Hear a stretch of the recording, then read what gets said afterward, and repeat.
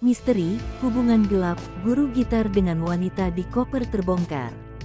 An 22 tahun, mahasiswi asal kota Surabaya, Jawa Timur ditemukan tewas dalam koper di kawasan Gajah Mungkur Cangar, Pacet, Kabupaten Mojokerto pada Rabu tanggal 7 Juni tahun 2023. Dari hasil penyelidikan, polisi mengamankan Rohmat Bagus Apriyatma 41 tahun yang pernah menjadi guru gitar korban.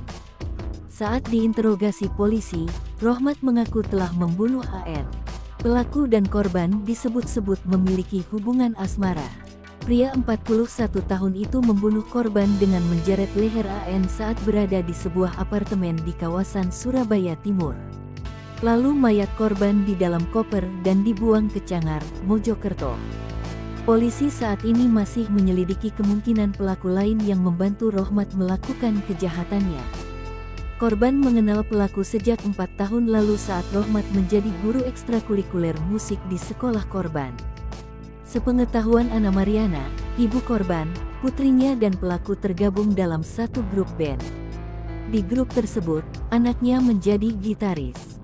Hubungan asmara antara korban dan pelaku disinyalir selama ini disembunyikan keduanya dari keluarga. Kepada keluarganya, AN mengaku tak memiliki kekasih. Sementara pelaku telah memiliki istri dan anak. Ana bercerita pada tanggal 3 Mei tahun 2023, anaknya keluar rumah menggunakan mobil expander dan pamit akan mengikuti ujian di kampus. Korban diketahui memang ke kampus, namun setelah itu perempuan muda itu menghilang secara misterius. 2 hari berikutnya, keluarga korban memutuskan membuat laporan ke kampus dan polisi.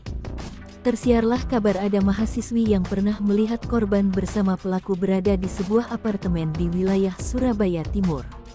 Keluarga pun mengecek informasi tersebut. Ibu korban ditemani kerabatnya sempat mengajak pelaku untuk bertemu di wilayah Penjaringan. Namun pelaku saat itu berdalih tak tahu keberadaan korban.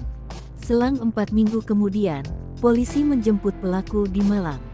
Ia menyebut pembunuhan diduga terjadi karena pelaku ingin meminjam uang, namun permintaan tersebut ditolak oleh AN. Pelaku kemudian nekat diam-diam menggadaikan kendaraan milik korban. Rohmat lalu membunuh korban yang marah. Sementara itu mata Bambang Sumarjo, ayah korban terlihat merah. Dia seakan tak percaya rencana wisuda sang anak tahun depan sebagai sarjana hukum ternyata pupus.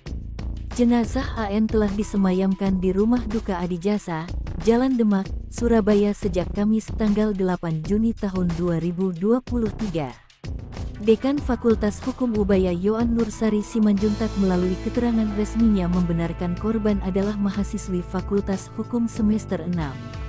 Fakultas Hukum Ubaya melalui Lembaga Biro Bantuan Hukum LBH siap mendampingi keluarga korban dalam proses hukum lanjutannya.